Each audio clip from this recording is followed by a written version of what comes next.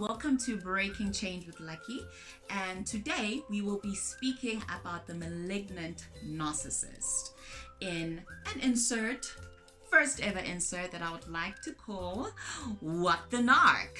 So welcome to my channel, and I hope you really find this information useful.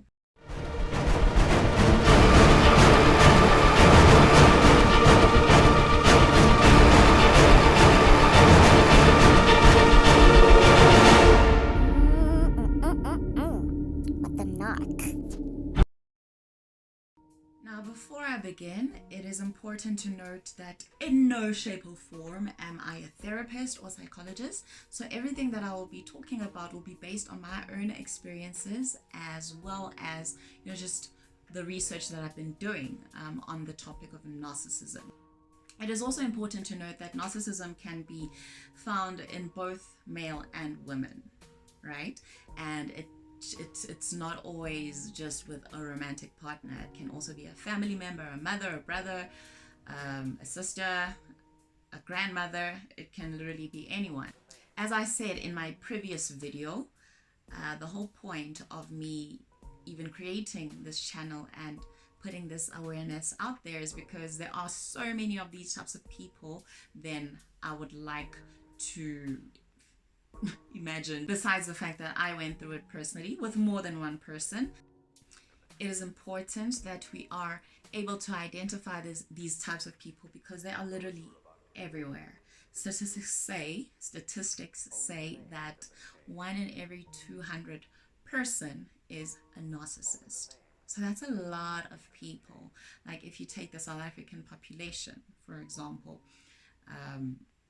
and you calculate 1 in 200 or 1%.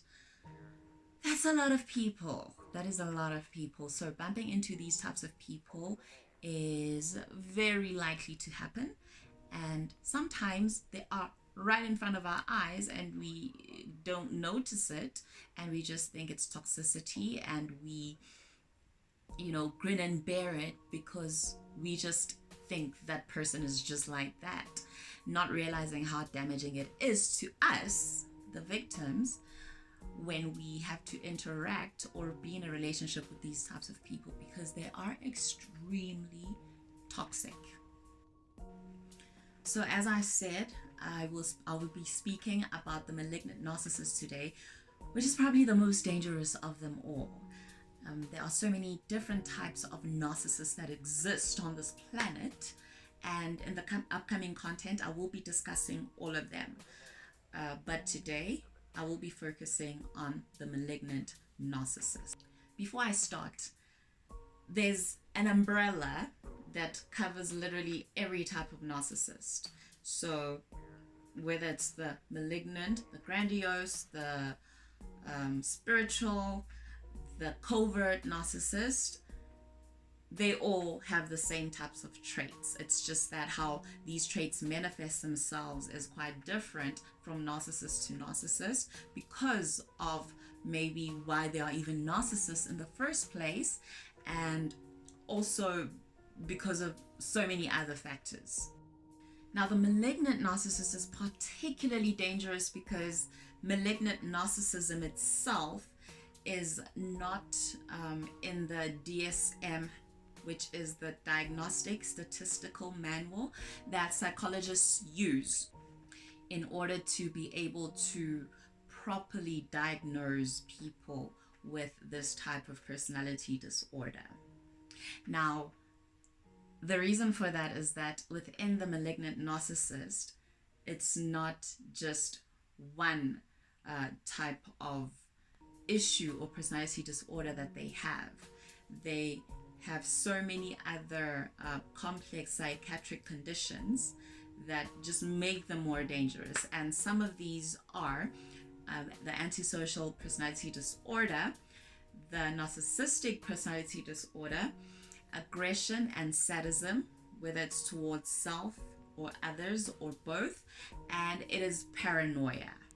All these personality traits can exist by themselves, and that is why it makes this type of narcissist so dangerous, because all these personality disorders are in one person. So first I want to talk about the antisocial personality disorder, just so you understand the different traits that are within this person. So the antisocial personality disorder is when the person has a disregard for the safety of self and others, the failure to obey laws and social norms, very, very impulsive behavior, irritability and aggression, lack of remorse for actions, lying or manipulating people or their victims either for profit or amusement, and they have a very messy pattern of irresponsibility. They see the world as either black or white. There's no in between, there's no common ground. It is either you're their friend or you are not.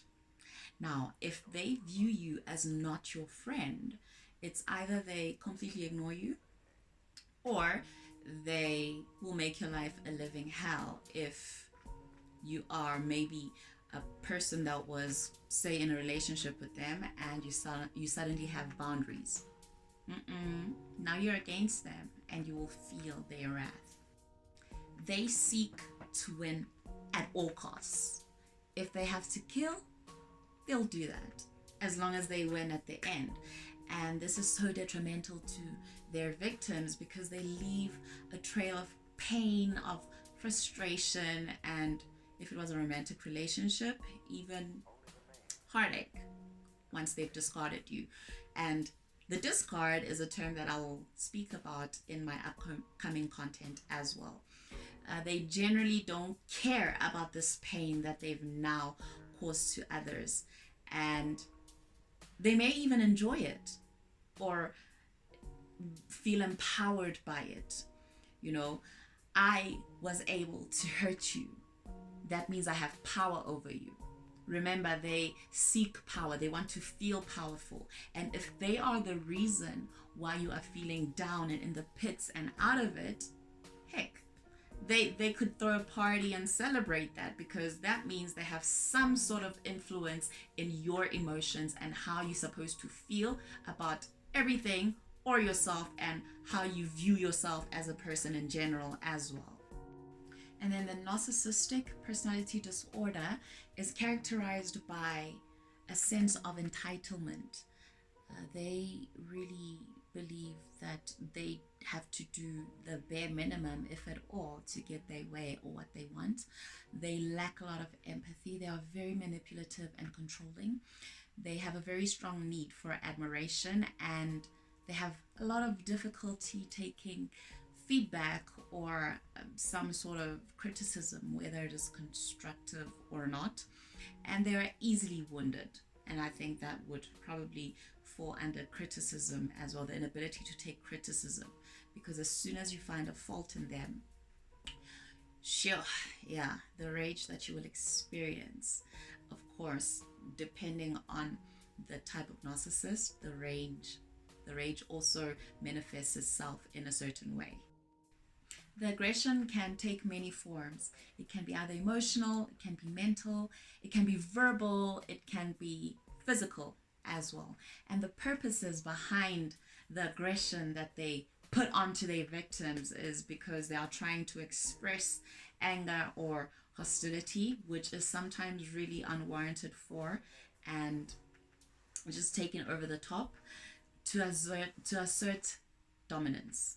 So this is the big one when it comes to narcissistic relationships. They have to be dominant the whole time to make sure that they get their way with you.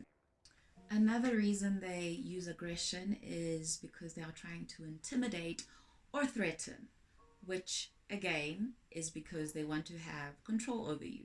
Another reason is to achieve a goal. So if you don't want to give me what I want, then I will be aggressive and you'll be forced to give it to me.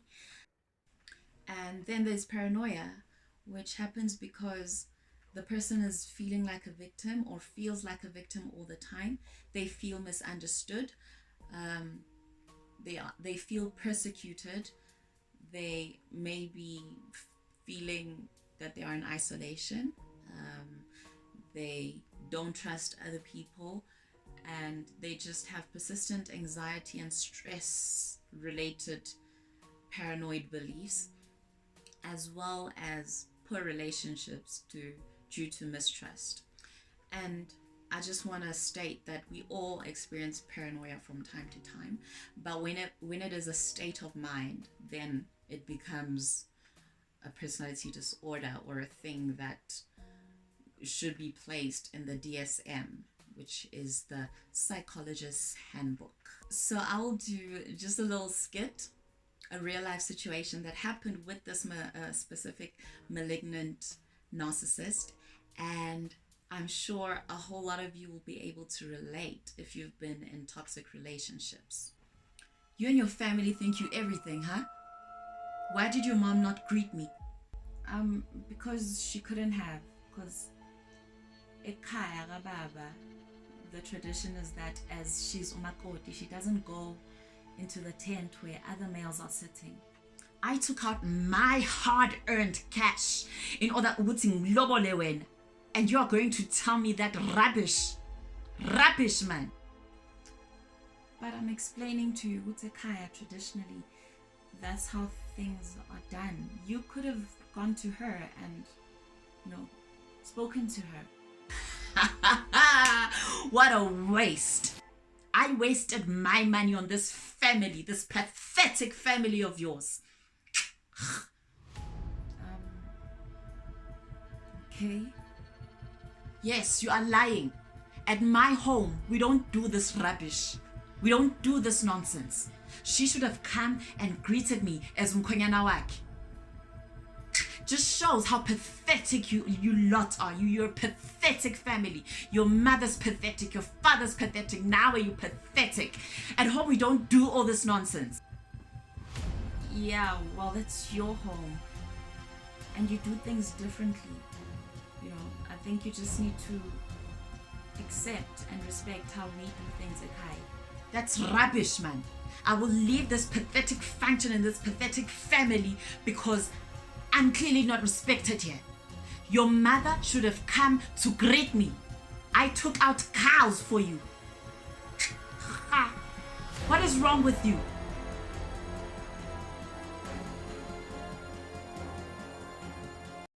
And that, dear friends, is an example of their inflated sense of self. That was a true reflection of something that really happened, where I had invited him, or my parents had invited him to a function that was happening at Dad's place. So, my family, that we have a rural home, right? And in the rural home, things are done a certain way. The wife can never ever enter a place filled with men. So the tent was filled with men. And because he's a man, he was sitting with those men. And he was expecting my mother to go to him and greet him, when in actual fact, he should have come out of the tent and greeted my mother, because my mother can't come into the tent. So when I'm trying to explain that to him, we are pathetic, we are rubbish, we don't respect him. And, he took out his hard-earned cash in order to pay lobola for such a pathetic family. And that is the end of this video, beloveds. Please like and subscribe, ring the bell so that you know every time I post a new video. And I will see you soon with the second type of narcissist. Goodbye.